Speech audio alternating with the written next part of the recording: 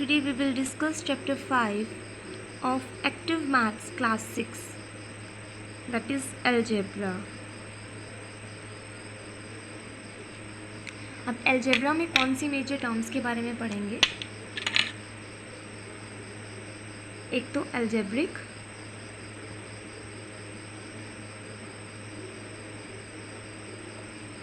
Expressions के बारे में. सो एल्जेब्रिक एक्सप्रेशंस वो एक्सप्रेशंस होते हैं जिसमें हम डील करते हैं कांस्टेंट से, वेरिएबल से. जिसमें क्या क्या चीज़ें आती हैं?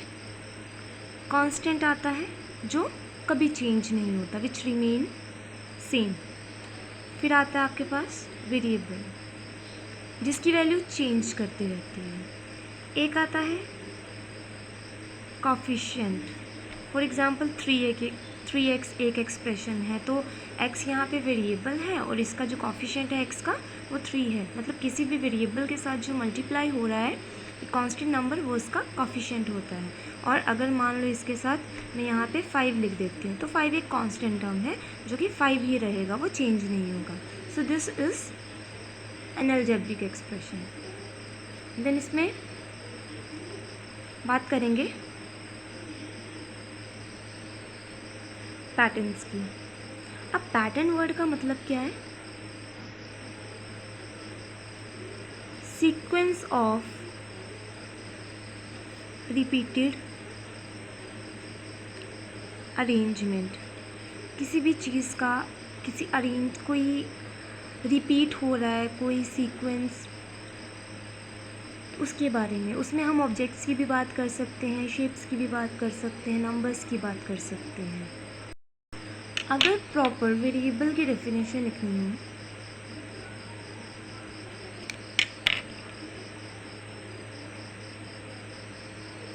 so variables are used to represent an unknown quantity. अब unknown वर्ड से समझ आ रहा है कि जो हमें पता नहीं है, something which is not known to us. Algebraic expression.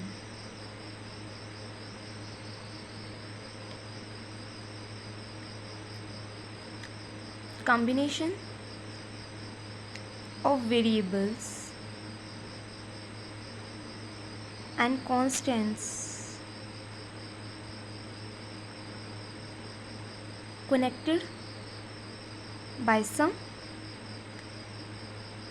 mathematical operations. अब वो mathematical operations क्या होते हैं? such as addition, subtraction, multiplication and division. अब एक एग्जाम्पल लेकर चलते हैं. 2x + 5. यहाँ पे बताता है कि वेरिएबल क्या है, कोफिशिएंट क्या है, कांस्टेंट क्या है और ऑपरेशन क्या है. सबसे पहले ये प्लस साइन देख लेते हैं. अभी बात की मैथमेटिकल ऑपरेशन, तो ये एक ऑपरेशन है जो कि यूज़ किया गया है यहाँ पे एडिशन का. ये 5 है जो कभी चेंज नहीं होगा, कांस्टेंट. ये x है वेरिएबल जिसकी वैल्यू हम कुछ भी पुट कर सकते हैं यहाँ पे. और ये 2 जो x के साथ, जो वेरिएबल के साथ मल्टीप्लाई हो रहा है, वो उस x का क्या है? कोफिशिएंट. अब इसमें बात आती है टर्म्स की. टर्म्स किसी भी अलजेब्रिक एक्सप्रेशन का एक पार्ट है. सो वो टर्म जो है वो वेरिएबल भी हो सकती है, कांस्टेंट भी हो सकती है और दोनों का प्रोडक्ट भी हो सकती है. लेकिन वो टर्म्स जो होते हैं वो प्लस माइनस के साइन से सेपरेट होती हैं, मतलब कनेक्ट हुई होती हैं. तो यहाँ पे बात करें, एक ये है टर्म और बीच में प्लस का साइन आ गया और ये टर्म है दूसरी. तो इस एक्सप्रेशन में अगर हम बात करें तो we have 2 terms here in this expression. Let's do some questions. हमारे पास क्वेश्चंस है 1.1 Observe the patterns given below and write a general expression for the number of matchsticks in each of them. हमें यहाँ पे pattern observe करना है और एक जनरल एक्सप्रेशन लिखना है. जनरल एक्सप्रेशन का मतलब है जिसमें हम वेरिएबल, कोफिशिएंट, कांस्टेंट सभी का यूज़ करके एक एक्सप्रेशन बनाएंगे for the number of match sticks के लिए. तो यहाँ पे सबसे पहले हम काउंट करेंगे ए पार्ट में सारे के सारे मैच स्टिक्स की कितनी यूज़ हुई हैं. तो यहाँ पे मैंने ऑलरेडी सॉल्व करके रखा है. तो यहाँ पे काउंट करते हैं 1 2 3 4 5 6 7. सो 7 मैच स्टिक्स यहाँ है. यहाँ पे बात करें 7 + 7 14 मैच स्टिक्स यहाँ है. 7 + 7 + 7 21 मैच स्टिक्स. 7 + 7 + 7 + 7 that is 28. तो यहाँ पे सिंपल सा पैटर्न बन रहा है. 7 × 1 = 7, 7 × 2 = 14, 7 × 3 = 21, 7 × 4 = 28. So we can simply write it as 7n. Means यहाँ पे n की वैल्यू 1 भी हो सकती है, 2 भी हो सकती है, 3 भी हो सकती है, 4 भी हो. 1 पुट करेंगे तो 7 आ जाएगा, 2 पुट करेंगे तो 14 मिल जाएगा, 3 पुट करेंगे तो 7 × 3 21 मिल जाएगा, 4 पुट करेंगे तो 7 × 4 28 मिल जाएगा. वैसे ही सेकेंड बी पार्ट की बात करते हैं. बी पार्ट में यहाँ पे 4 मैच स्टिक्स हैं, 4 + 4 8 मैच स्टिक्स हैं, 12 मैच स्टिक्स हैं, देन 16 मैच स्टिक्स हैं. और सिंपली यहाँ पे क्या बन गया, ये 4 के टेबल्स में आ रहा है. 4 × 1 = 4, 4 × 2 = 8, 4 × 3 = 12, 4 × 4 = 16. सो 4n, जहाँ पे n 1 2 3 4. फिर थर्ड पार्ट. थर्ड में यहाँ I have already written here this is 6 matchsticks are used here. यहाँ पे 10 है, यहाँ पे 14 है और यहाँ पे 18 है. अगर यहाँ पे ध्यान से देखा जाए तो 6 और 10 के बीच में 4 का डिफरेंस है, 14 10 4 का डिफरेंस है, 18 14 4 का डिफरेंस है. मीन्स 4 1 = 4 और उसमें 2 ऐड हो रहा है, 4 2 = 8 2 ऐड हो रहा है, 4 3 = 12 2 ऐड हो रहा है, 4 4 = 16 2 ऐड हो रहा है, तो 18 मिल रहा है. तो ये सारी हमें वैल्यूज़ किस जनरल फॉर्मूले से मिल रही है. 4n that is 4 1 = 4 + 2 6, 4 2 = 8 + 2 10, 4 3 = 12 + 2 14 and 4 4 = 16 + 2 18. So 4n + 2 is the general formula for this one. D part. यहाँ पे है 16 मैच स्टिक्स, यहाँ है 28, यहाँ है 40. सो अगर मैं इनके बीच में गैप देखूँ तो वो है 12 का गैप. तो हमें थोड़ा सा आइडिया मिल गया कि 12n लेकर कुछ प्लस करना पड़ेगा उसके बीच में, क्योंकि 12 के टेबल में अगर 12 1 = 12 करेंगे तो ऑब्वियस है वहाँ पे 16 कुछ प्लस करके ही आएगा. सो 12 1 = 12 फाइंड करने के लिए सिंपल वे है, 28 में से 16 को माइनस किया, बीच में 12 का गैप, 40 में से 28 को माइनस किया, बीच में 12 का गैप आ रहा है. सो 12 1 = 12 दैट इज़ 12n प्लस 4 करेंगे तो 16 मिलेगा. 12 2 = 24, 24 + 4 28, 12 3 = 26 12 3 = 36, 36 + 4 is 40. सो पैटर्न मिल गया, जनरल फॉर्मूला मिल गया 12n + 4. Then E part 4 matchsticks, 8 matchsticks, 12 matchsticks. तो simple 4n can be use here. 4 1 = 4, 4 2 = 8, 4 3 = 12. उसके बाद है 1.2 classify the following into variables और कॉन्स्टेंट्स. तो सबसे पहले ए पार्ट की बात करते हैं. वेरिएबल अभी बताया कि वेरिएबल जो चेंज हो जाएगा और कांस्टेंट जो चेंज नहीं होगा.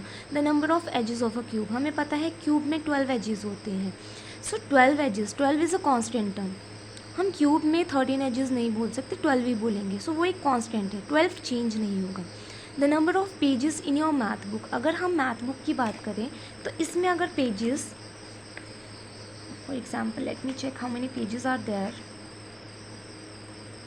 सो इसमें 180 pages, if 179 pages are there so वो 179 ही रहेंगे. तो वो भी एक कांस्टेंट. अगर यहाँ पे लिखा होता the number of pages in math text book, तो मैथ टेक्स्ट बुक बहुत सारी हैं. तो योर मैथ टेक्स्ट बुक इसकी बात की है तो यहाँ पे 179 पेजेस है, that is a constant. The number of students absent on any given day in your class, so this will be a variable. वो वेरी कर सकते हैं, कभी 1 स्टूडेंट भी एब्सेंट हो सकता है, कभी 2 स्टूडेंट्स एब्सेंट हो सकते हैं. So it can be change. Then your age, इस साल अगर आप 12 ईयर्स के हैं तो नेक्स्ट ईयर आपकी एज चेंज होगी. सो वहाँ पे एक चेंज आ रहा है, so that is a variable. Okay. Then we have 1.3 separate the following into numerical and algebraic expression. यहाँ बताना है कौन सा न्यूमेरिकल एक्सप्रेशन है, कौन सा अलजेब्रिक एक्सप्रेशन है। अभी बताया था कि अलजेब्रिक एक्सप्रेशन वो एक्सप्रेशंस होते हैं जिसके बीच में मैथमेटिकल ऑपरेशंस का भी यूज़ किया जाता है एंड वहाँ पे variable as well as the constants का यूज़ किया जाता है। So let's check. यहाँ हमारे पास एक्सप्रेशंस क्या हैं, 2x 3x + 1 3 × 2 + 6 4p - 1। न्यूमेरिकल का मतलब है जिसमें सिर्फ नंबर्स की बात हो, तो यहाँ पे अगर सिर्फ नंबर्स की बात हो रही है तो वहाँ सिर्फ सी वाले पार्ट में, दैट इज़ 3 × 2 + 6। अगर इसको हम सॉल्व करना चाहें तो 3 × 2 = 6 + 6 दैट इज़ 12 आ जाएगा। सो this is a numerical expression. बाकी की बात करें तो यहाँ पे वेरिएबल भी आ रहा है, उसका कॉफिशिएंट भी आ रहा है। तो जहाँ पे वेरिएबल कांस्टेंट कॉफिशिएंट से सारे आ जाते हैं तो वो अलजेब्रिक एक्सप्रेशन होता है। तो 2x 3x + 1 भी एक अलजेब्रिक एक्सप्रेशन है और 4p - 1 जिसमें कि p आपका यहाँ पे वेरिएबल आ रहा है, तो 4p - 1 भी एक अलजेब्रिक एक्सप्रेशन है। 1.4 में बोला गया है which of the following expression has a as variable and 3 as coefficient. तो यहाँ पे चेक कर लेते हैं कि किस वाले एक्सप्रेशन में a वेरिएबल है और 3 कॉफिशिएंट है। a / 3, इसको हम a/3 भी लिख सकते हैं और इसको हम लिख सकते हैं 1/3 × a। तो यहाँ पे a वेरिएबल तो है लेकिन इसका कॉफिशिएंट है 1/3। इसकी बात करें तो यहाँ पे वेरिएबल a है लेकिन कॉफिशिएंट 8 है। यहाँ पे वेरिएबल a है लेकिन उसका कॉफिशिएंट क्या है, a के साथ कुछ नहीं है, मतलब 1 मल्टीप्लाई हो रहा है इसके साथ। 0 तो नहीं बोल सकते क्योंकि 0 × a 0 बन जाएगा, सो 1। कॉफिशिएंट इसका 1 है। लेकिन ये वाला जो एक्सप्रेशन है इसमें अगर बात करें तो इसमें वेरिएबल a है, वेरिएबल जो कि किसी अल्फ़ाबेट से यहाँ पे डिनोट किया जाता है। तो यहाँ पे जो इसका कॉफिशिएंट है जो a के साथ मल्टीप्लाई हो रहा है वो 3 है। सो दिस इज़ an expression जिसमें a is the variable and 3 is the coefficient. Then 1.5 the expression -10z has dash means blank as the coefficient of z. z के साथ coefficient क्या है, -10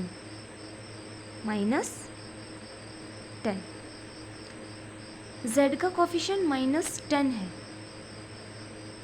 मतलब यहाँ पे साइन को भी इम्पोर्टेंस देनी है, साइन भी साथ में ही चलेगा। z के साथ मल्टीप्लाई हो रहा है -10। मल्टीप्लिकेशन या डिवीज़न वाला ही कॉफिशिएंट होता है, प्लस माइनस में कॉफिशिएंट नहीं होगा, प्लस के साथ वो टर्म्स बन जाती हैं जब सेपरेट की जाए। And blank as the constant. So यहाँ पे अगर हम बात करें -10 z के साथ कोई कांस्टेंट नहीं दिया गया है, so we can write it as -10z + 0। तो यहाँ से 0 will be the constant. Then we have 1.6 look at the algebraic expression and identify the terms, coefficients and constant for each of the following expressions. 1.6 का first part है 3x + 2। 3x 1 term और 2 second terms. तो यहाँ पे 2 terms कौन सी आ गई, एक आ गई 3x, 2। कॉफिशिएंट्स वेरिएबल x है तो coefficient 3 is the coefficient of x और ये 2 कांस्टेंट है जिसके साथ कोई भी वेरिएबल नहीं लगा। Second part -x + 23। टर्म्स कौन कौन सी है, एक -x है और एक 23 है। x का कॉफिशिएंट -1, यहाँ पे कुछ नहीं है, -1 is the coefficient of variable x और 23 जो है वो कांस्टेंट है। कांस्टेंट वो नंबर होगा जिसके साथ कोई वेरिएबल नहीं होगा और प्लस माइनस से वो सेपरेट हुआ होगा किसी और टर्म के साथ। यहाँ पे एक सिंगल टर्म है 34y, क्योंकि यहाँ कोई प्लस माइनस का साइन नहीं है। कॉफिशिएंट y का कॉफिशिएंट क्या है, 34 is the coefficient of y और कांस्टेंट, यहाँ कोई कांस्टेंट नहीं है, +0 लिख के चेक कर सकते हैं। तो यहाँ पे हम कांस्टेंट लिख देंगे 0। यहाँ पे टर्म्स हैं -3a, -40। और कॉफिशिएंट, ए का coefficient -3 is the coefficient of a, और कांस्टेंट है -40। पहले भी बोला है कि प्लस माइनस का साइन साथ लेकर चलना है। प्लस तो चलो लिखना नहीं होता, लेकिन माइनस यहाँ पे होना चाहिए।